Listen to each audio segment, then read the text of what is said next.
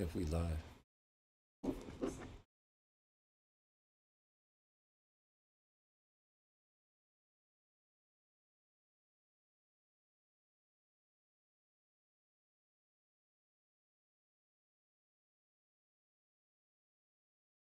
Not up yet.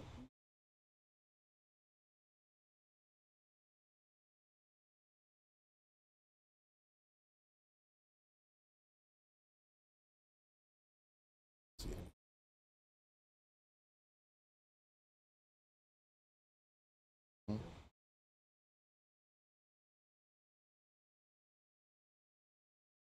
Yeah.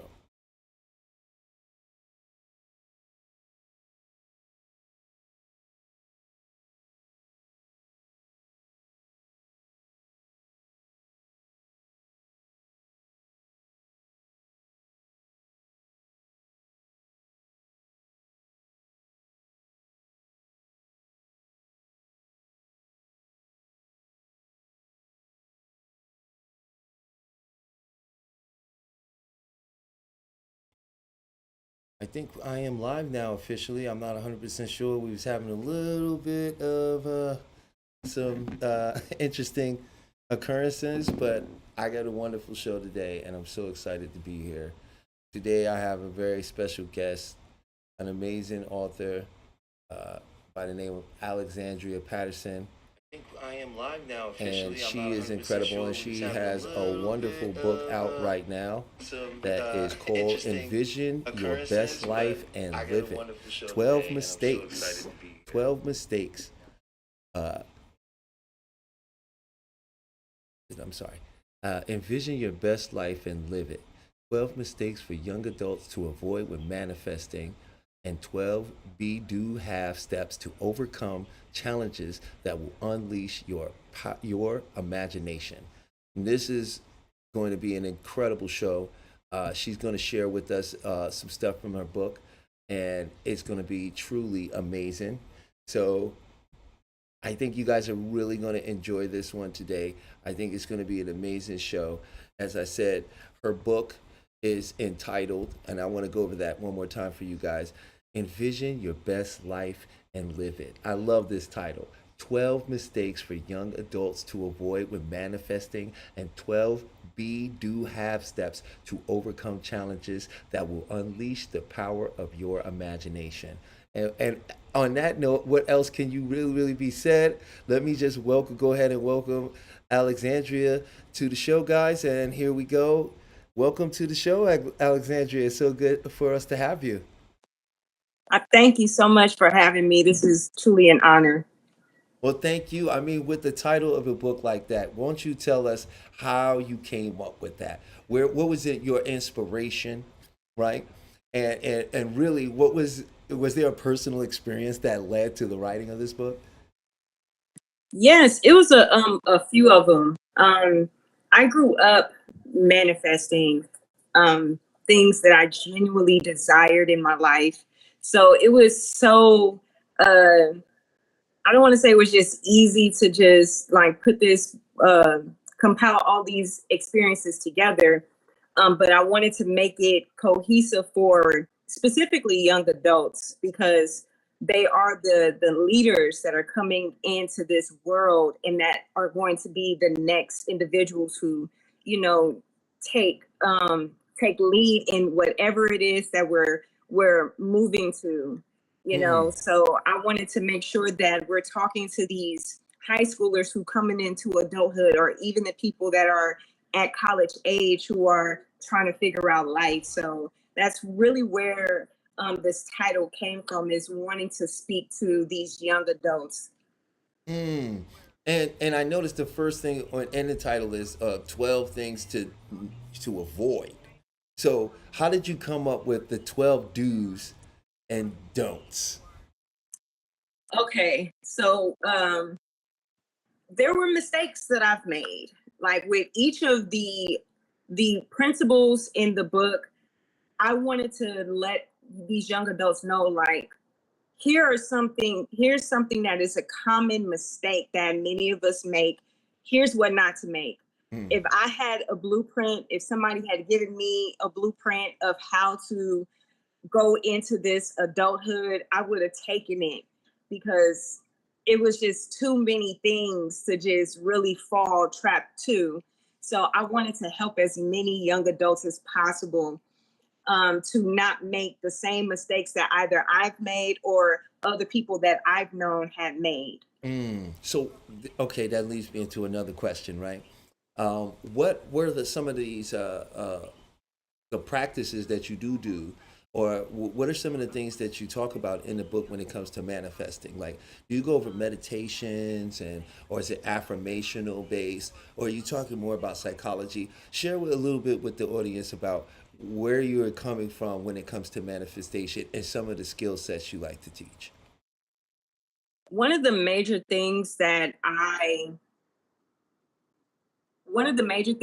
do speak about in this book is the power of our thoughts and words.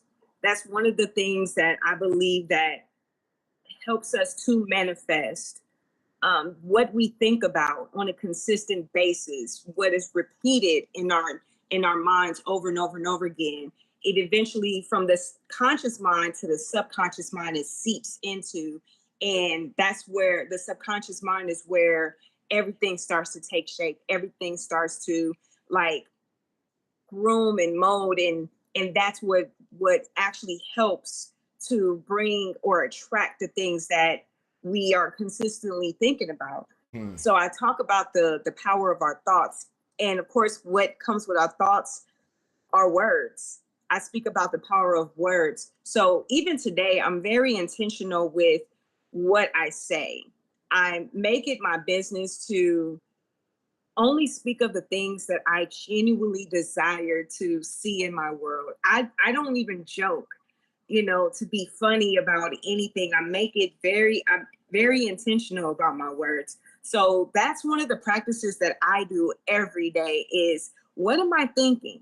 How am I thinking on a daily basis? Mm-hmm. Like, am I thinking positively or negatively? Or what I like to say, am I thinking best case scenario or am I thinking the worst? Mm. So if I'm thinking the best, I'm eventually going to get the best because my words are going to show that, my actions are also going to show that. Mm. So my daily practice that I encourage people to do is think about your thinking, and with that eventually the words will show like what it is that a person is thinking.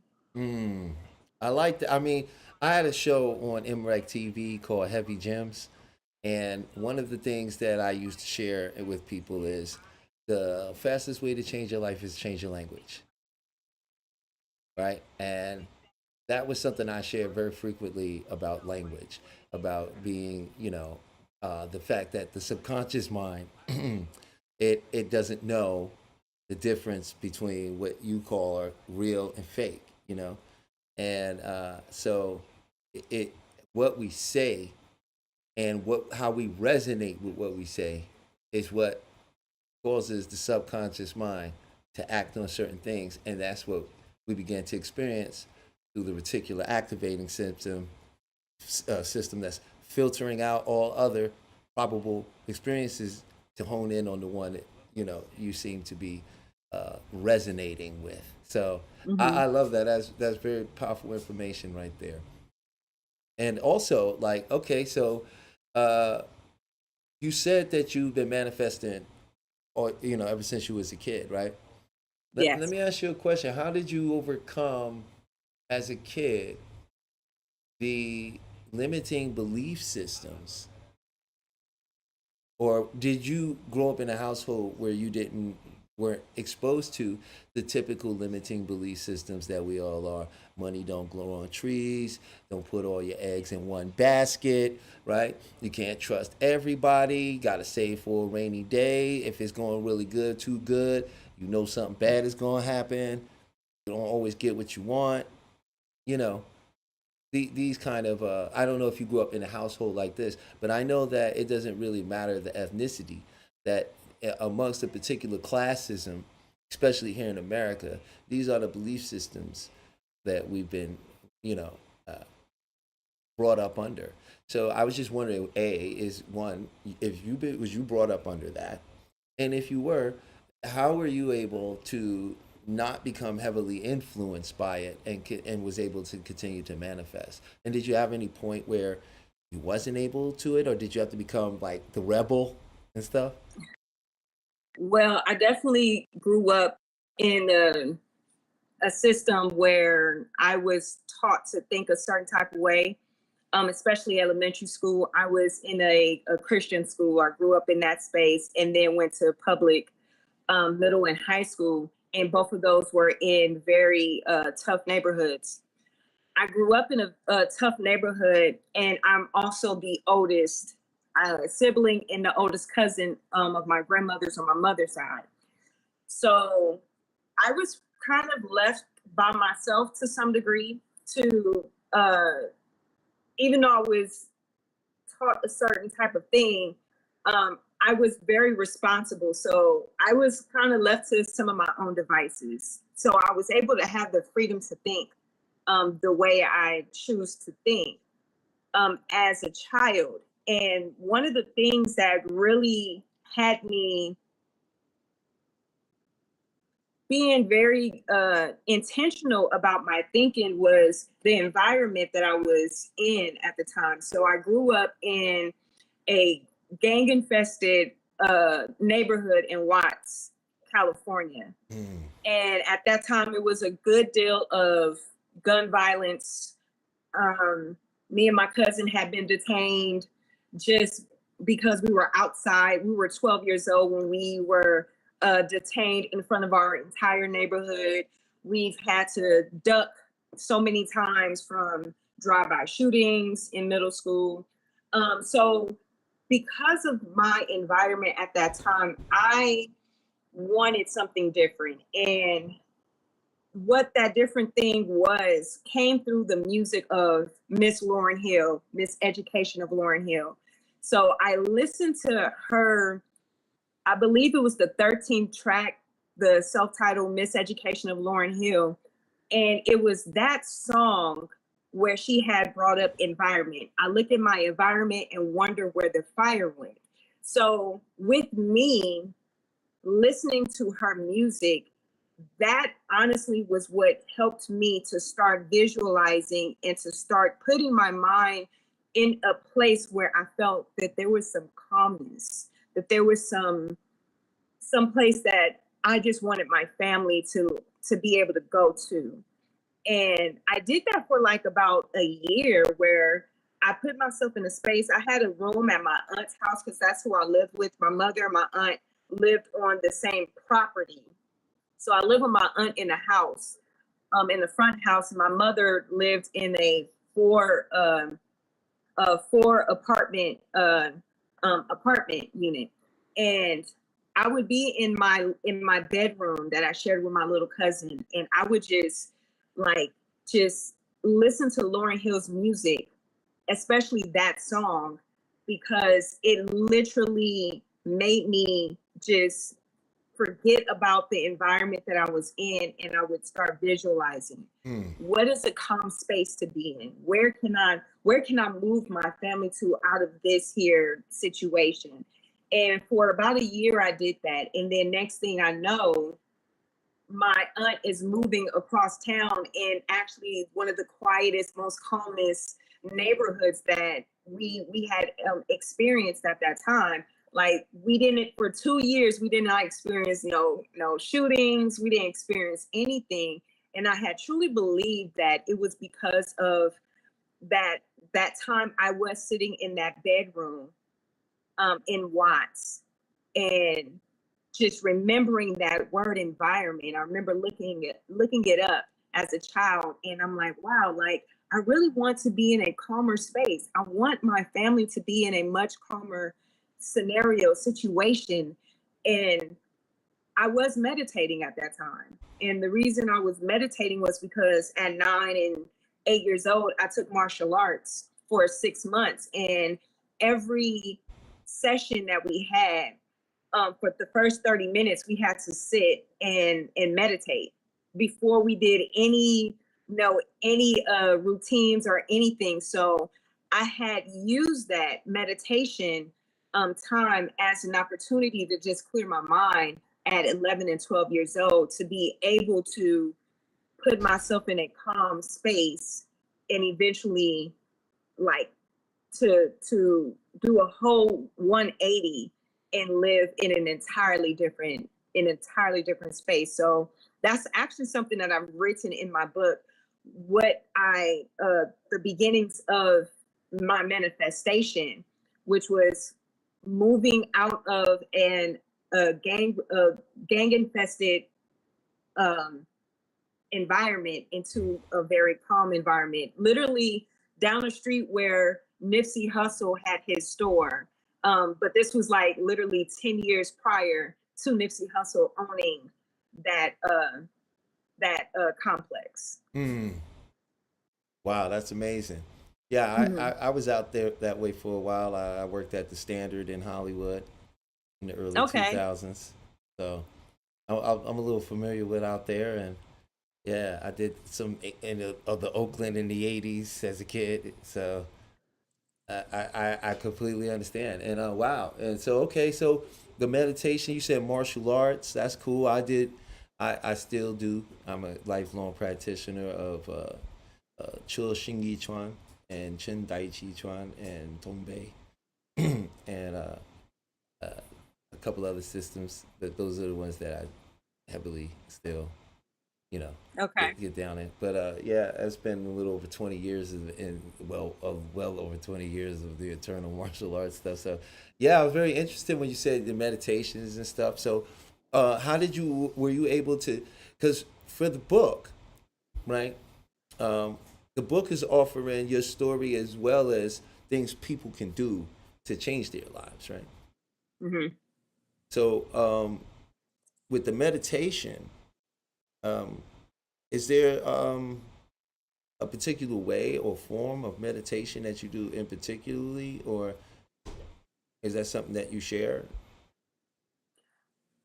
Actually, when it comes to the meditation part, I did not share a lot of the meditation. Hmm. I share more of the imagination more than the meditation. I should have shared more of that, the meditation part, um, because I share more of the imagination because I've been doing that a lot more recently, Well, when a you lot more say these last number of years. like, so when you say imagination, right? And I understand, like, that, like, what is her name? She's so amazing. Uh, um, her name is slipping my mind, but she wrote "Your Word Is Your Wand" Mm. and "How to Play the Game Called Life." Florence Shovel. Florence Scovel. Thank you. I Yeah. was like, oh, where's her? Right? And Florence Shovel Shin, I think is her name. Florence Scovel is, Yeah. and I've read a couple of her books, and and so that's why I found what you were saying about the language, everything too, very interesting, because it seems like those who have been on that journey sort of come to the understanding that what you're saying has a great effect on resonant frequency. So I was just wondering, when you say an imagination, then if you're not saying you really should have met, how do you share using the imagination? How do you describe the imagination?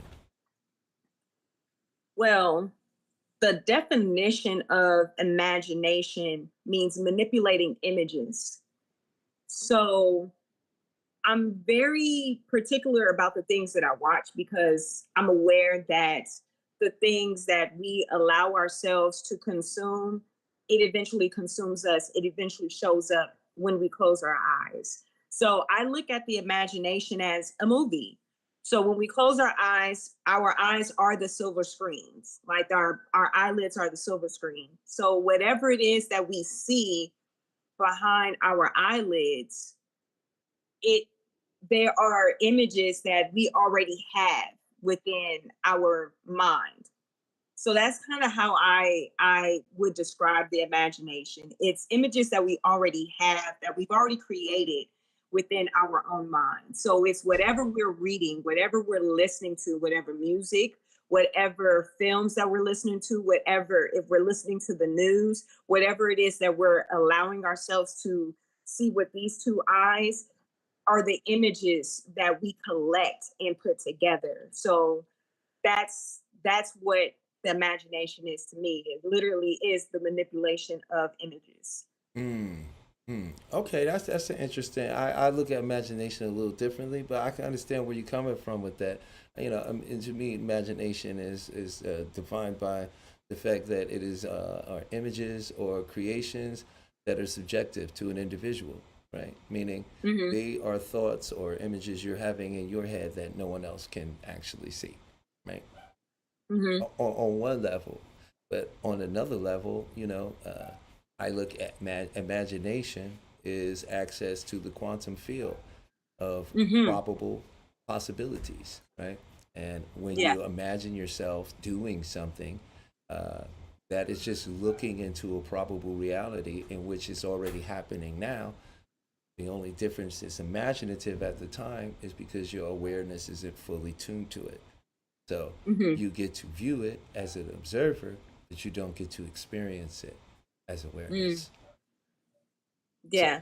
you know, And and I do agree with you there, because that's also how I see it as well.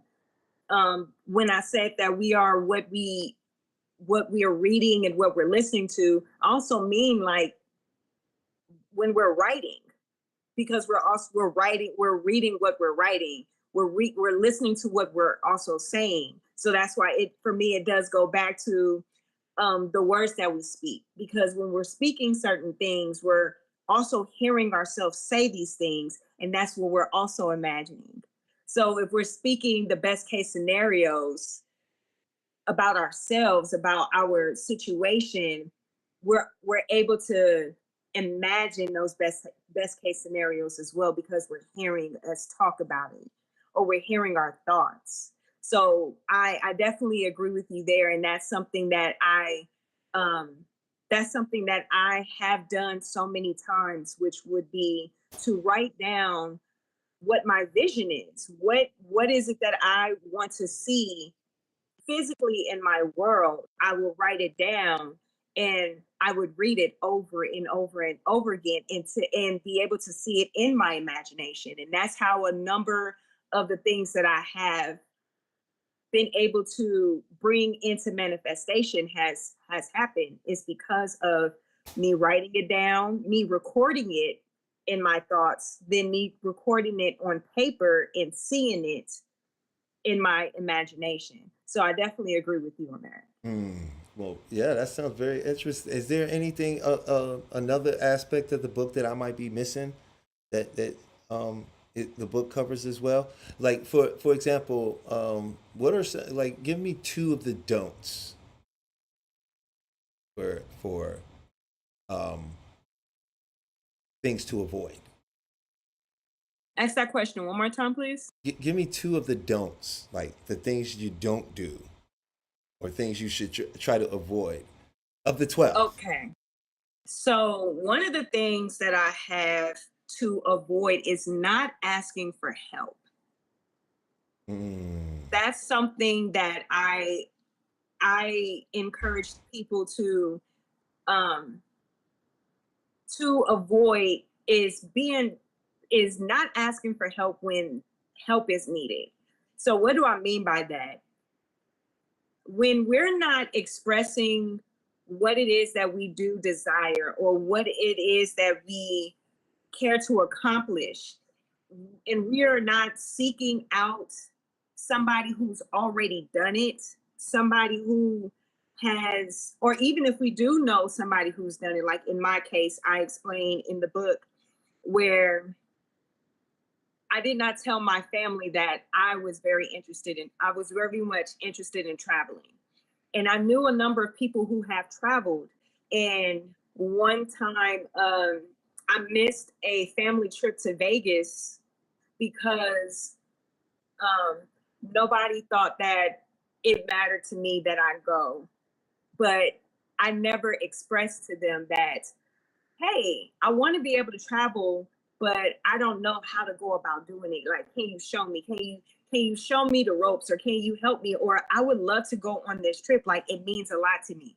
So me not saying anything based off of the fact that either I was just too either afraid of what they might say to me, or afraid that they might turn me down, or just wanted to do it on my own, the traveling aspect. But I knew individuals who's done it. And then it also kept me from having the opportunity to be able to share those moments with my family members. I speak on avoiding not asking for help if we know that there's somebody who's done the thing that we've done. So that's one of the major things, because I believe that it's so many of us that don't ask for help in whatever the capacity is. We're like, I got it, I can figure it out, especially myself, because I was the child that the adults were like, oh, she got it, she'll be all right, she's fine.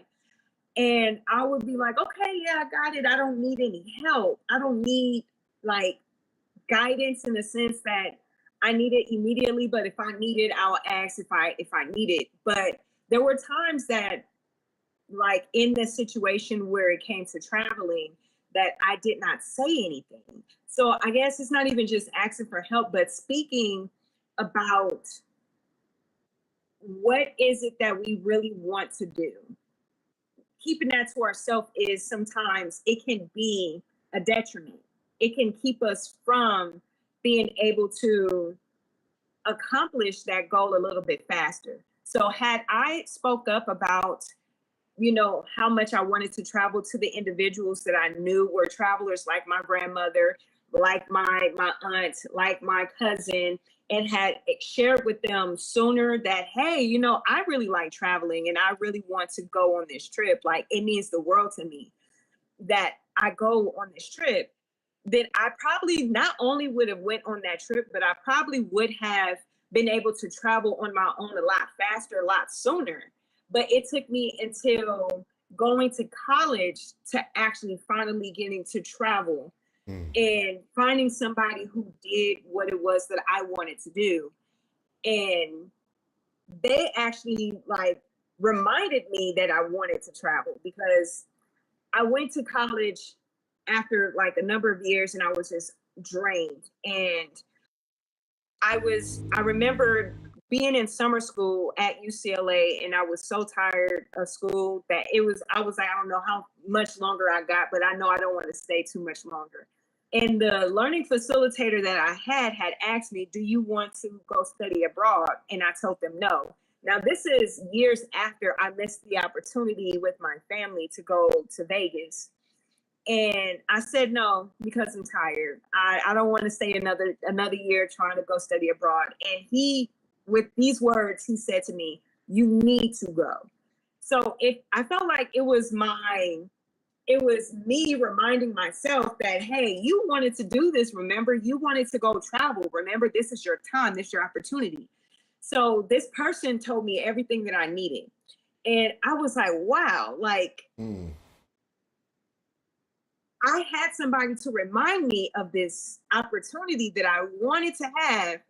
And now not only are they in my face and telling me I gotta go, they just gave me the whole blueprint right there to be able to do it, to be able to travel.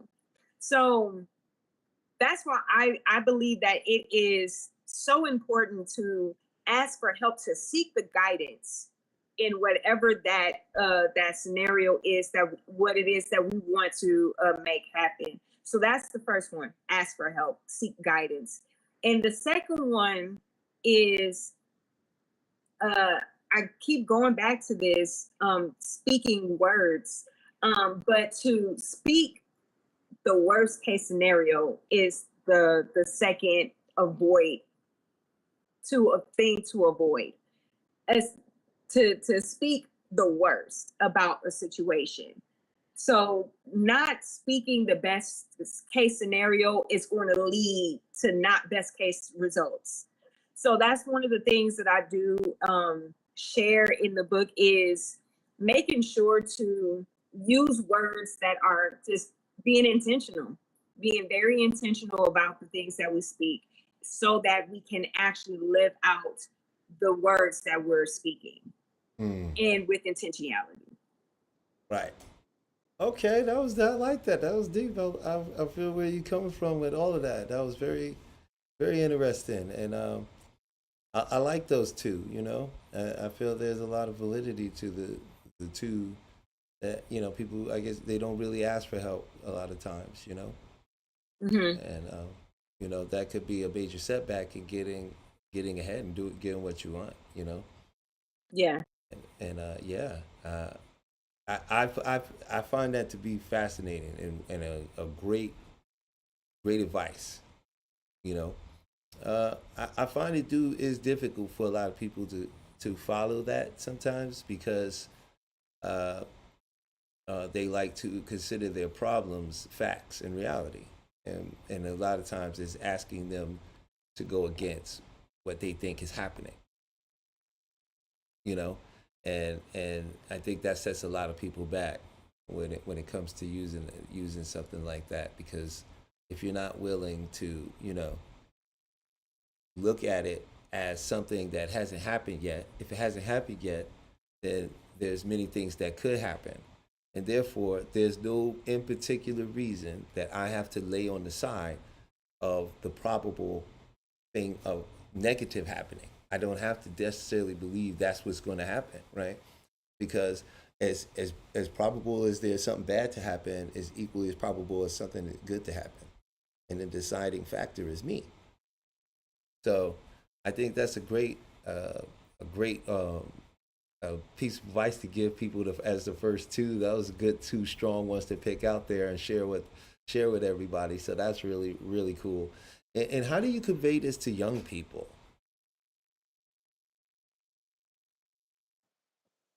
Yeah. I definitely like I said, I wish I had somebody tell these things to me. And that's why um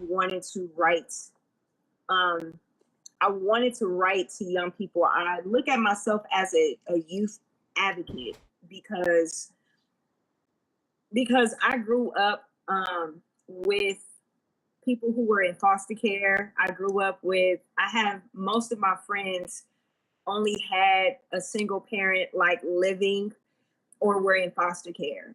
So in middle school and high school, especially in high school, where a good deal of my friends were either in foster care or they lost a mother or they lost a father. Right. So I have been somebody who really wanted to see us young people thrive and wanted to see so much more happen for us young people and to be able to just to have the appropriate guidance because you talked about earlier in this interview um like the school systems and how we were brought up and how we were taught to think in these different things. And I'm glad to say that even these individuals, like, they had their own way of thinking. And so I'm really grateful that we, as a collective, especially in high school, um we were very I don't want to say rebellious, but we definitely, a lot of the artistic people that I connected with, including my husband, we were like really about what we wanted to be about. Like, we didn't allow so much of the public schooling to like dictate our thinking in such a way that we had to that we didn't have the guidance. I just wish that we had some like shaping and molding, but it was like we were each other shaping and molding. Like, we were helping each other to sculpt each other and mold each other because of, again, some of us being in foster care, some of us only having one parent. Like, I grew up without my biological father, and then my stepfather also left. So, and I grew up with these three women, raising me in rotation. So I had, like, as much as the school system was where I had to be, I was still like of my own thinking, and so were my friends. So a lot of this is based off of just having somebody that could, you know, look and go back and um, whoever is, you know, coming up behind me to be able to help them in any way form that I can and show them like, look, there's better ways. Like, because I know I fumbled so many times because I didn't have the appropriate guidance. I didn't have the generation that was ahead of me showing me anything because they were too busy working.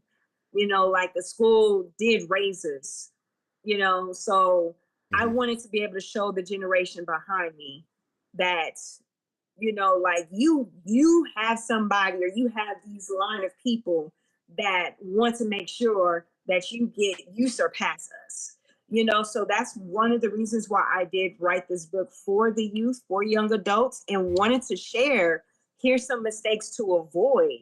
Because had I avoided not asking for help, had I avoided not thinking negatively or speaking negatively, or not finding somebody that was doing something that I was doing sooner, had I avoided a lot of these different things, I would be in a totally different place right now. I believe that, you Yeah, know. I hear you. I've also I've with a great from my own personal experiences have come to learn that all of this is and it whether you as the character realizes it or not, it is all a beautifully perfectly designed happening that is already happening and doesn't really require your awareness to be you know and Hmm. that's the beautiful when you let go.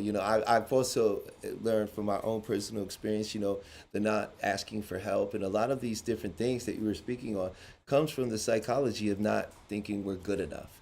And when we don't think we're good enough, then we don't ask for things. We don't try to overachieve. Or sometimes when we think we're not good enough, we can actually attempt to overachieve, to prove our value and to try to prove our worth, right?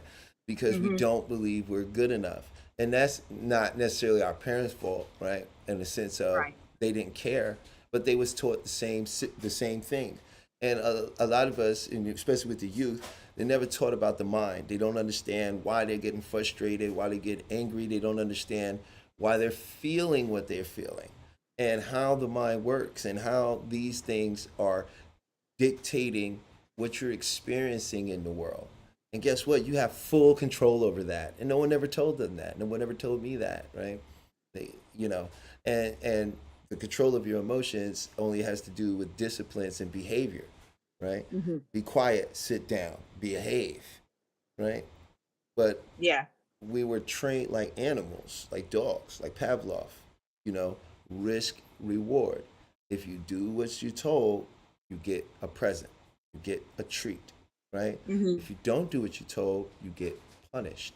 And this Yeah. becomes what people operate off of. Hmm. So when you look at what people do, even with the young people, it's a risk reward assessment in their mind, right? Is it worth it, right? Yeah. Will I get what I want, or is doing the wrong thing worth what I want, right? Yeah. And so I find that's beautiful advice that you offer the book, and I think the young people are the ones that really need to hear a lot of this and get exposed to some of this, and have the opportunity to speak with people like yourself, and to know that there are intelligent women such as yourself out here that understand the struggle and that's offering an alternative to what is always being offered, and uh, I find that what you're talking about, especially with the kids, is so important right now Yeah. because you know uh, they are overwhelmed with mass information saturation, and that means that nothing ever really sticks, you know, and their imagination now at a younger age is being hijacked, Oh yeah. you know. So, what are some of the other things that you would like to share with us outside of the book? Like, or do you have any courses or things like that, or do you work with people individually, one on one, or you got any talks coming up? Do you have a YouTube and where you talk about these kind of things and maybe share this information? Yes, I have a YouTube. You can find me envision your best life, envision your best and manifest with Alexandria. You can find a lot of what I've talked about from my book on that channel mainly. That's pretty much where I've actually almost like read a good deal of the book. But I really wanted to share as much as I could, just on YouTube for free, to get people started, to get them taking action, to getting results So are as you soon building as a possible. community? Are you building a community, or do you have like, let's say somebody wanted to do you offer like coaching, one-on-one sessions or anything like that? I actually would love to get into that. I have not. I am actually I've just started coaching. I'm actually coaching a friend of mine. He's been going through some things in his life and had called me kind of almost like out the blue. So I have actually been helping somebody, and he's actually been getting some results in his life. So that would actually is pretty new to me. But teaching, I've been teaching the material on YouTube, but that's pretty much where my community is. Hmm. It's still being built out because this book is not a full year old at this point, but it is something that I am um, really caring to get more to the people. And much gratitude to you for having me on to be able to speak about this. Thank you for coming Um, on. Oh my goodness. Like I was very surprised and a little nervous because I this is not something I do often. So I'm so grateful to be able to share this information. I think you mean it's something you're about to start doing more often. Yeah, that's the goal, is to be able to talk about this more often for sure. Well, it's the only way we're going to get people to know, informed, and to actually grow and build anything out. Is through the consistency, the dedication, and being able to communicate with people out there and show that you're a real person that can be reached, and that you care, and that you're here in service to humanity. Yes. And also, is there anything else that you might want to cover from? I know we went over a lot of the book, and I don't want to give too much. We really want people to buy the book and read the book, and to support the cause. The information is worth every penny, and I really would love for people to get their hands on that book. But is there anything, like, I would like to know? Is there any kind of methods, techniques? Like, what are your routines? Is there a routine, or like with my channel? Sometimes what I do is, just in case you don't know, what I go through is, I use the silver method, right? And I've been doing the silver method for several years now. So I often, and I had a show. I heard from your husband that you guys used to listen to Imrek and Amina on Imrek TV, and I said, "Oh wow, you guys never heard of Heavy Gems?" Because, Yeah. right, you heard of Heavy Gems on Imrek? No, well, I found Emmerich like 2020 during the height of the pandemic. And I mean, I was just listening to what the conspiracy at that time was going on, like just, like that much. But I didn't get too much into everything else that he was, doing at that time or even later. So yeah. But I definitely I was surprised to hear that you were Oh, on there. I filled her spot basically. You said what again? I filled Amina's spot. Oh yeah, yeah. Yeah, Yeah, but I yeah. didn't. That's the That's what thing. I We was didn't interested. go past me. I was like, I went to her, her whatever channels that she was on. So I was like more so listening to that. But every once in a while, I would come back to MREC, but not too much or often. But I did hear. I'm not big on the spooky hours, but I did hear about that briefly. That yeah.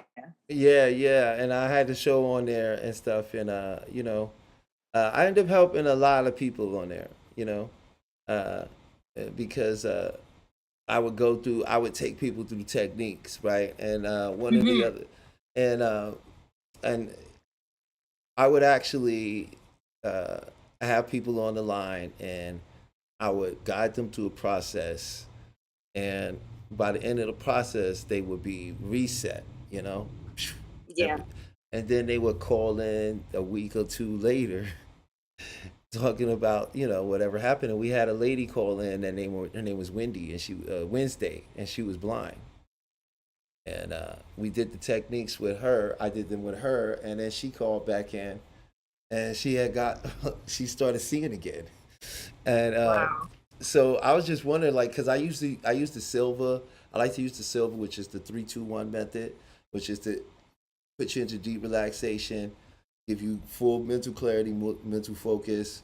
Level one is for a general purpose, and then that's where I teach things like the mirror of the mind, Mm-hmm. or and Mm-hmm. I also teach with the frame, the mirror of the mind. So it'd be like a blue frame, a giant frame. And here's the thing: I always teach people when they look in within their eyes are closed to always look up 20 degrees, past the eyelids, up, because that is where the screen of the mind actually is, right?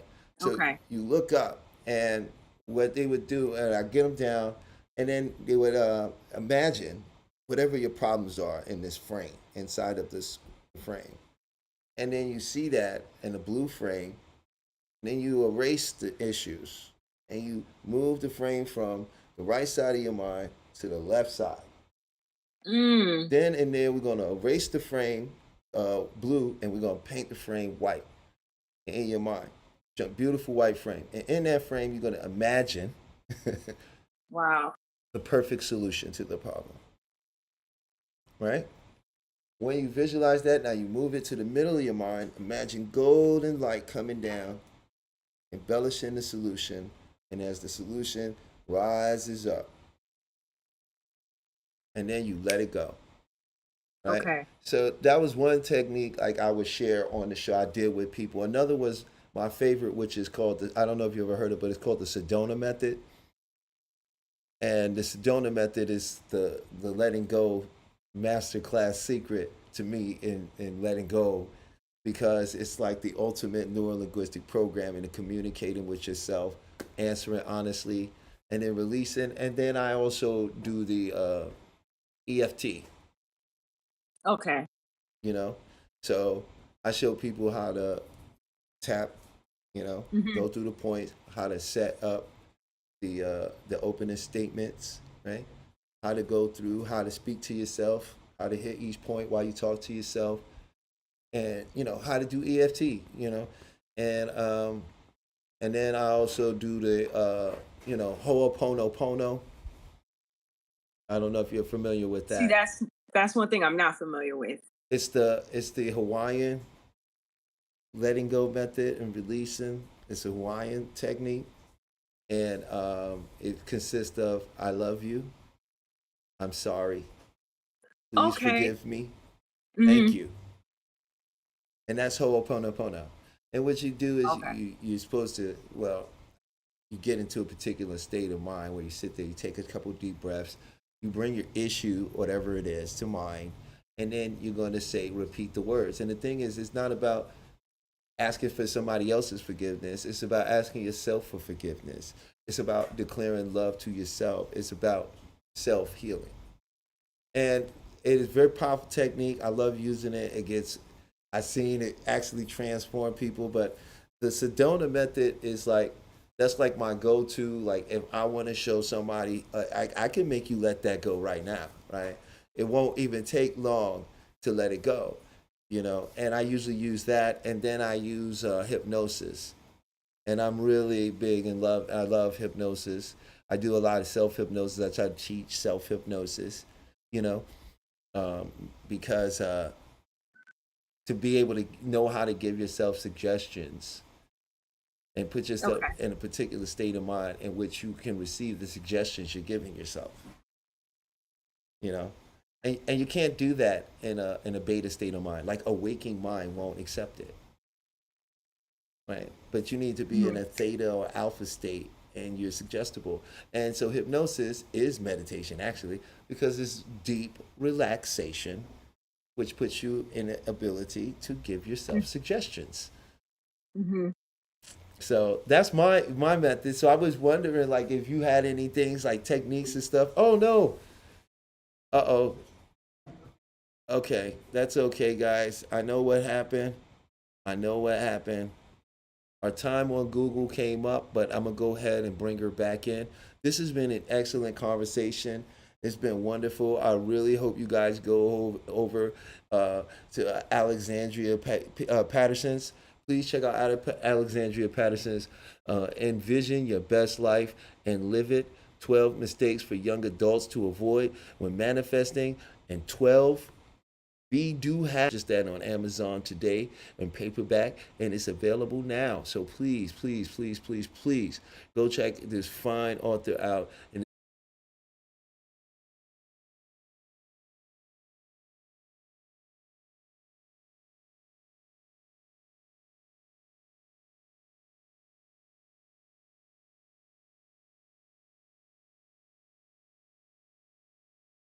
that was really powerful and profound, guys.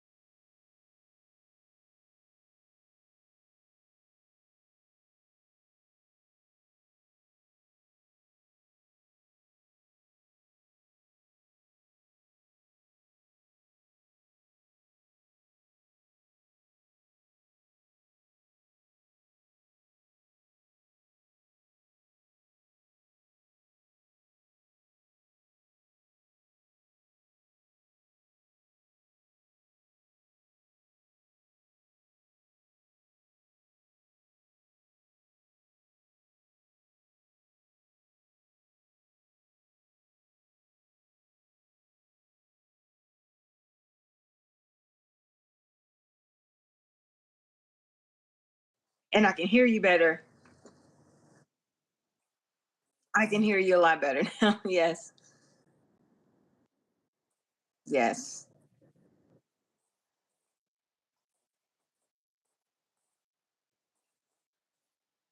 That's great.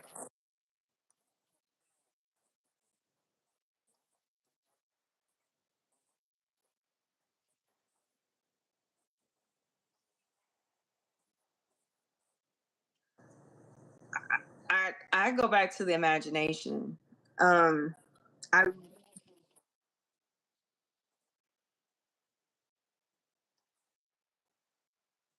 mhm.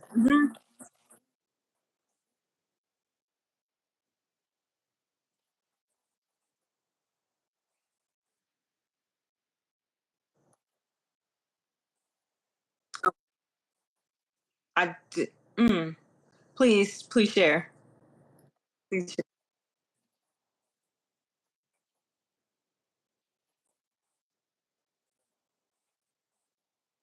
Mm-hmm.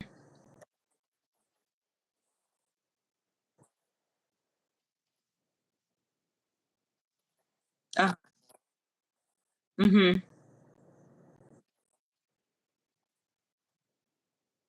Hmm.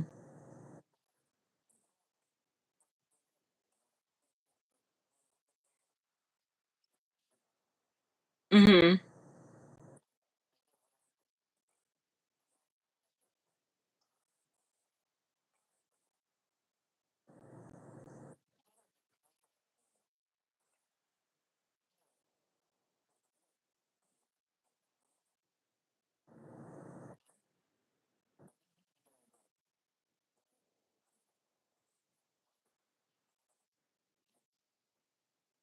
I believe so. Yes.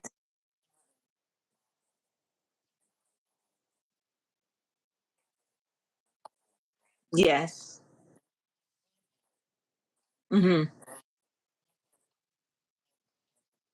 Okay.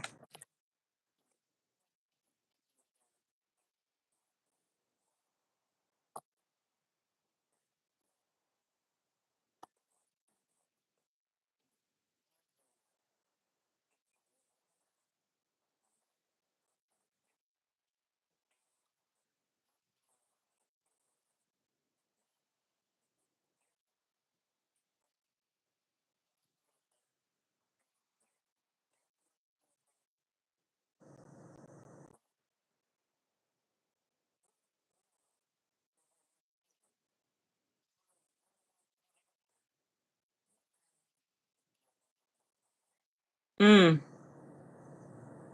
Okay.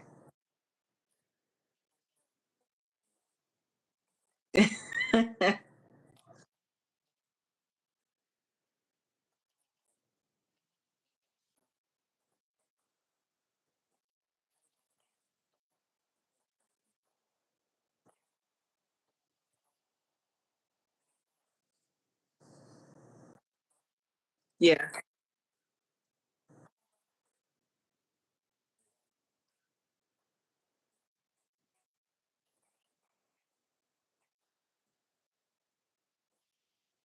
Mm-hmm.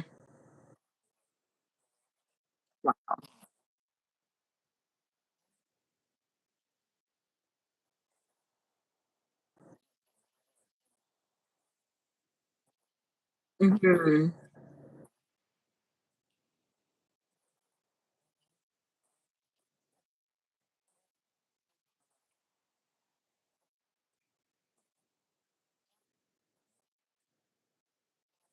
Uh-huh.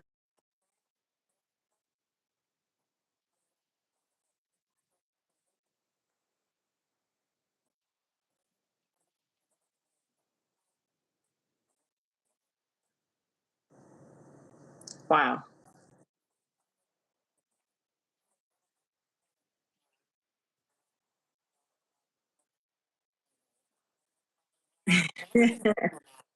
Wow. Okay.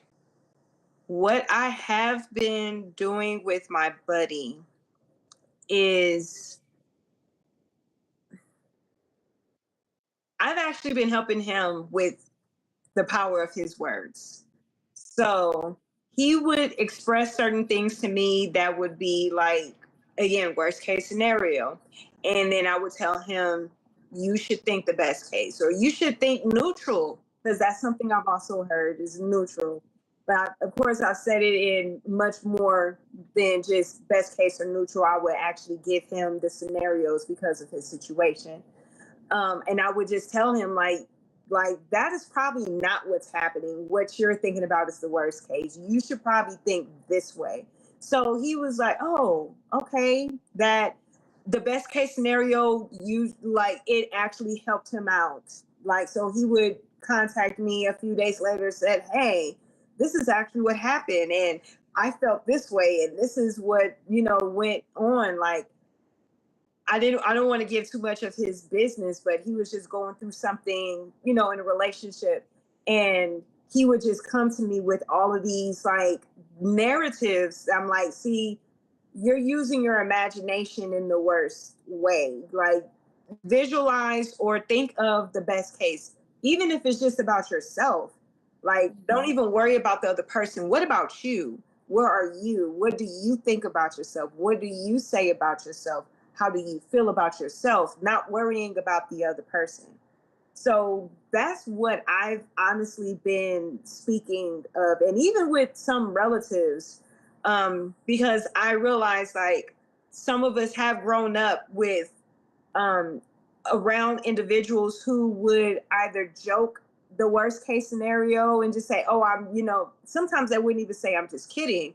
But sometimes I would like say, like, you shouldn't probably joke like that. You shouldn't speak that because at some point in time, you may end up speaking certain things. So some people that I would talk to on a daily basis, when they would joke about it, I would say, hey, you shouldn't probably say, I am just kidding, Alex. Like, I'm just kidding.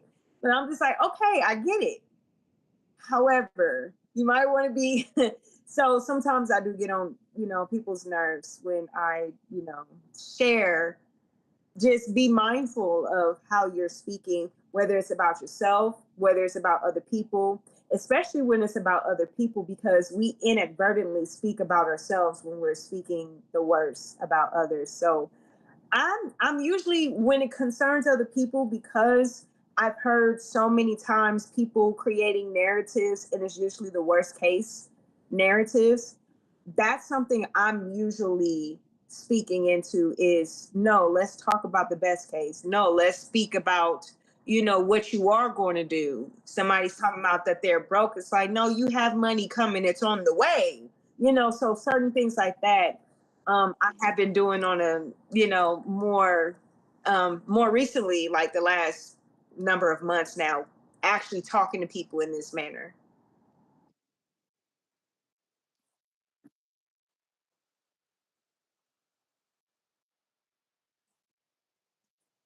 Hmm. Yeah.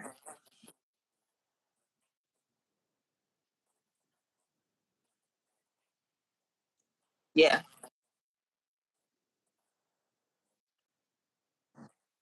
Hmm.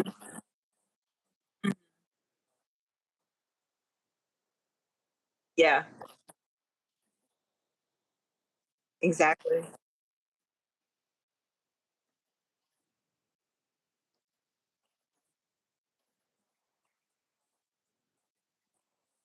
Right.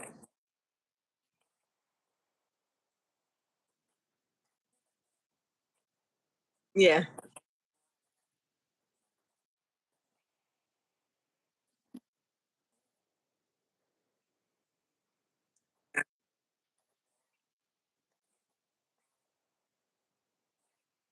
Right. Hmm.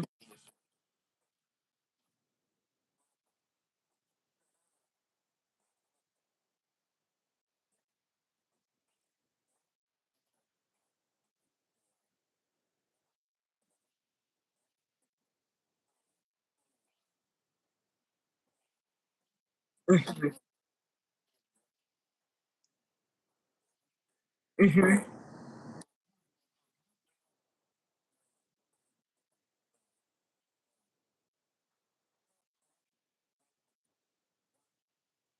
Yeah. Yeah.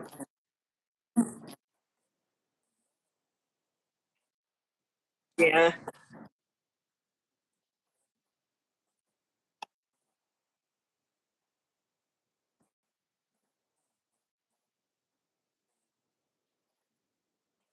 Mhm.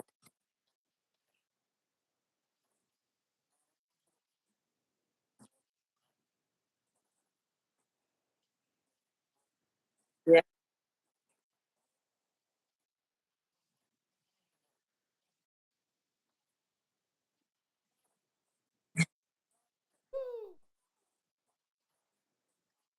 Hmm.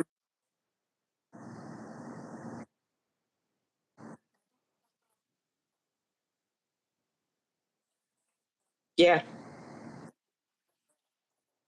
Yeah.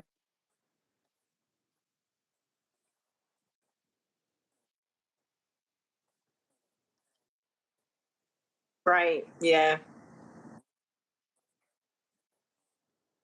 Hmm. Yeah. Yeah.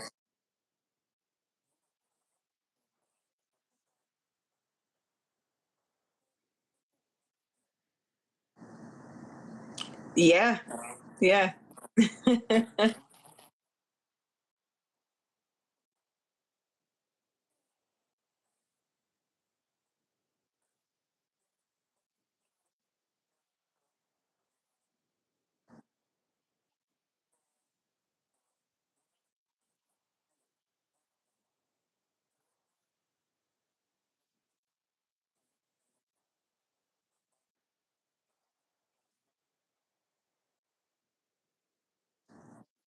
All right. YouTube, you can find me at Envision Your Best and Manifest with Alexandria. You can also find my book right here, Envision Your Best Life and Live It: 12 Mistakes for Young Adults to Avoid When Manifesting, and 12 Be Do Half Steps to Overcome Challenges That Will Unleash the Power of Your Imagination, on Amazon.com. I also have audiobooks available on different platforms: Kobo, Barnes and Nobles, audio audiobook.com, and a few others. It's a number of them. And those are the main spaces. Also, my husband and I we're still a band called Star Soul. So you can find that on Instagram. That's 5TAR5OUL. We are slowly but surely getting back into doing music together. We wanted to incorporate our son, who's less than 2 years old. But we wanted to slowly get back into that. So that's really where you can find me and my husband together. My husband is more active in the music scene, with playing jazz and any other other genres that anybody is willing to like bring him on, because he's that great of a musician as a percussionist. But that's mainly where you'll find me on Instagram, is in our particular our Instagram page, 5TAR5OUL. So those are the places.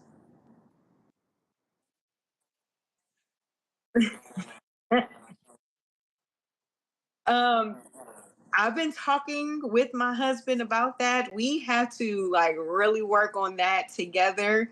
But we do have we've have live performances on Instagram from years ago before we had our son. So we are working. I've been talking to him about that. We are working towards that because I miss playing my instruments. So okay, that's solid. That's so solid.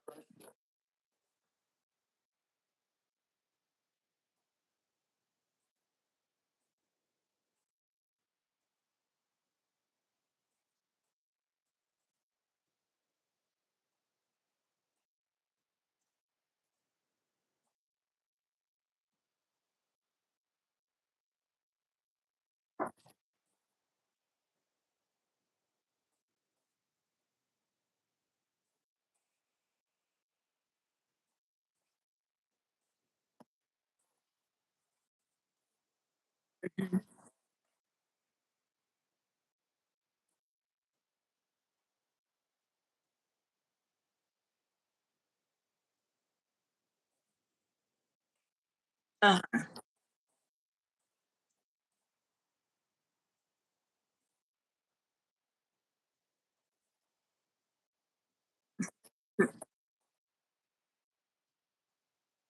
yes. So my husband and I truly did manifest each other. We were each other's answered prayers. If you ask my husband, he had prayed for somebody like me, and I had prayed for someone like him.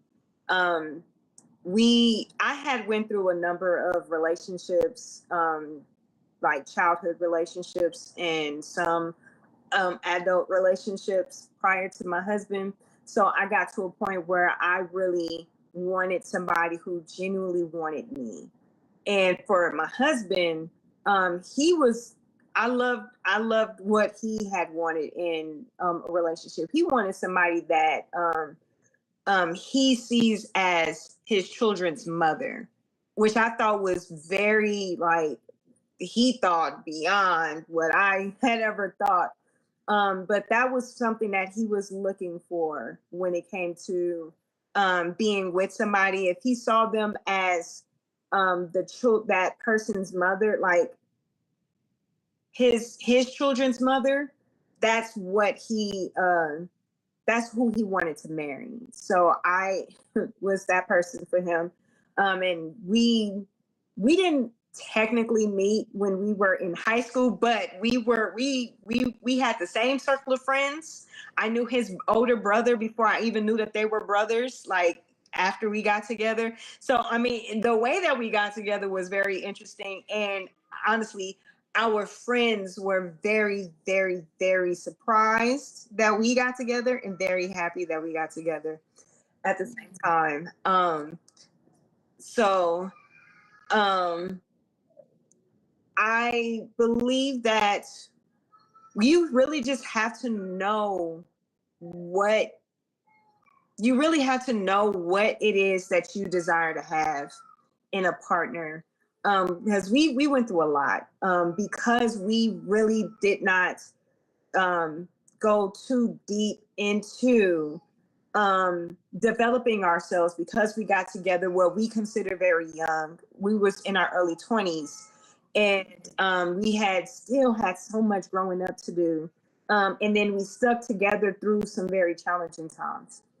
So um, we had to figure a lot of things out. But one of the things that we do encourage people to do is to really get to know yourself first. What is it that you like? What is it that you don't like? What are you willing to tolerate? What you may not be willing to tolerate? And then also bring that to the forefront with the person that you are possibly going to be with. To not be afraid to express, what your challenges are, what the secrets are that nobody else knows, and to be able to just be like forefront with the other person, open, transparent. So those are the few things that I would express or share with people is are those things, because people end up getting together and it could be the looks, it could be certain things here and there, but they are not too um they they really don't know exactly what it is that they want.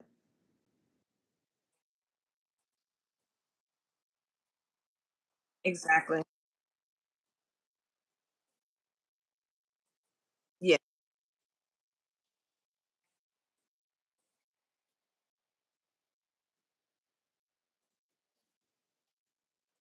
Hmm. Yeah.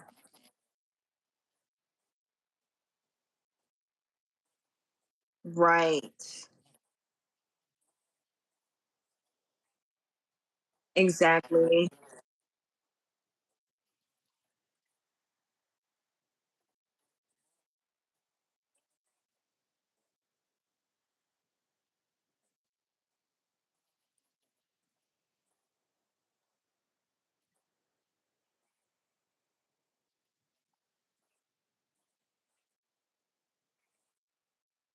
Hmm.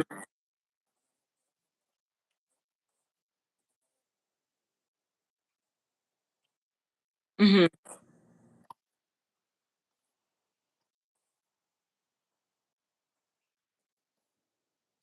Yeah.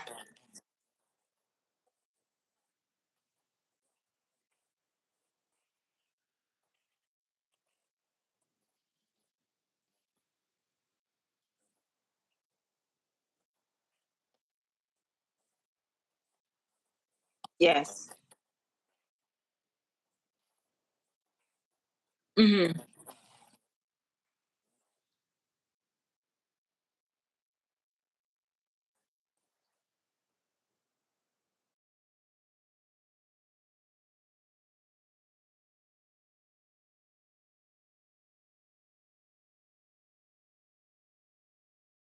Agreed.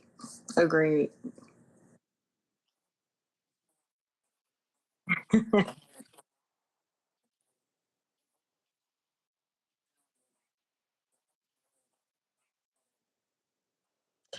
Yeah, yeah, I definitely I've had my fair share of the film industry. Just very, I put my toe in it, being a boom operator and a film editor, and coming out of high school with the ambition to be a filmmaker.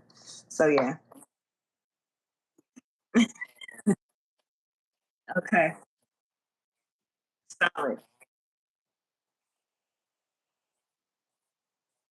That's solid.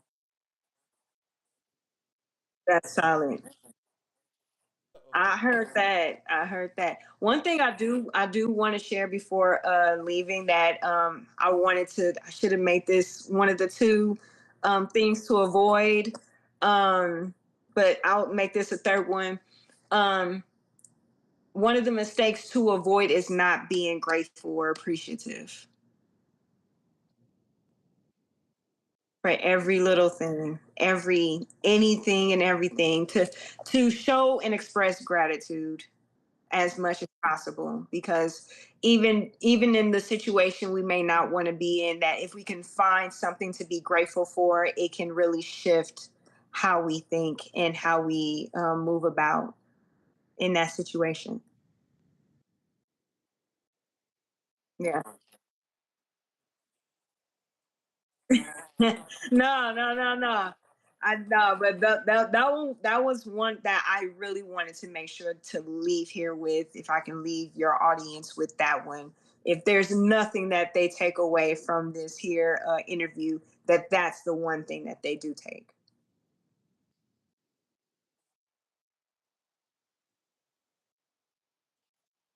Please, I'm excited.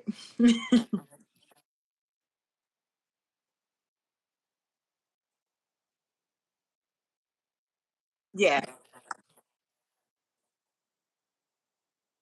I would love to.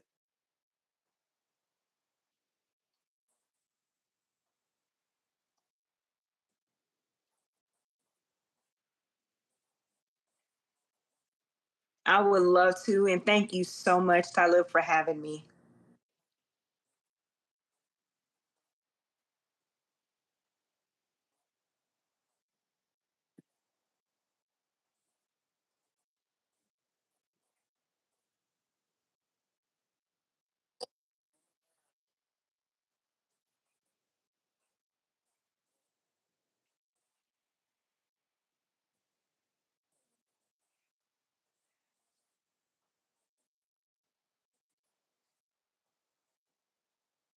You as well. Thank you.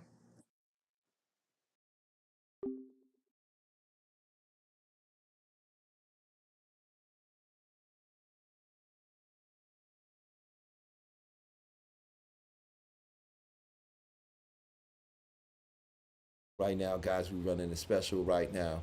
Right now, hit me up, talk to me right now, get in contact. I'm going to help you solve a problem. Maybe not your biggest life problem, maybe your biggest life problem. It all depends on what you're willing to accept. But hit me up. I got to run in a special right now. It's only $50. Check out the flyer, hit the Q card, hit me up. Let me help you today. And also, thank you for joining. Thank you for coming on and listening. We're going to be way more active. We got another live coming tomorrow, and we have some more videos to post about some techniques. Tomorrow, I'm going to do some sharing on some techniques. We're going to do a little bit of Sedona, a little bit of Silva, and reset that mind. And eventually, I'd like to share with you how to create your own personal mind computer so you can sift through all your own personal data in your head, find the best moments of your life, put them in a folder, call on that whenever you need it, get rid of the rest of the junk, delete it out of your mind. It can be done. Once again, this is Talib. I'm only here to remind you and thank you for listening or watching all of it.